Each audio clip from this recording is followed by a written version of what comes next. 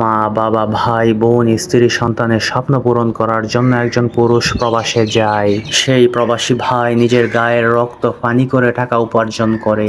যখন একজন প্রবাসী ভাই 2 বছর অথবা 3 বছর পর ছুটি পেয়ে বাড়িতে আসবে, তখন তার মা, বাবা, স্ত্রী, সন্তান, ভাই, বোনকে জিজ্ঞেস করা হয় যে প্রবাস থেকে তাদের জন্য কি আনবে।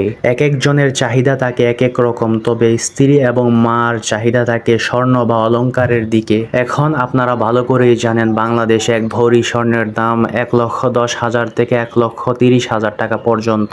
এক প্রবাসী ভাই মা এবং স্ত্রীর স্বপ্ন পূরণ করার জন্য সাথে স্বর্ণ নিয়ে আসছিলেন। বাংলাদেশ এয়ারপোর্টের কাস্টমসের কিছু লোভী লোক তার স্বর্ণগুলা রেখে দেয়। প্রায় সময় খবরের হেডলাইনে আসে বাংলাদেশ এয়ারপোর্টের কাস্টমসের কিছু দুষ্ট লোক চোর প্রবাসী ভাইদের কষ্টের স্বর্ণ অলংকার রেখে দেয়। আমরা প্রবাসী ভাইয়েরা এই চোরদের আইনের আওতায় এনে বিচার করার জন্য এয়ারপোর্ট কর্তৃপক্ষকে অনুরোধ করছি।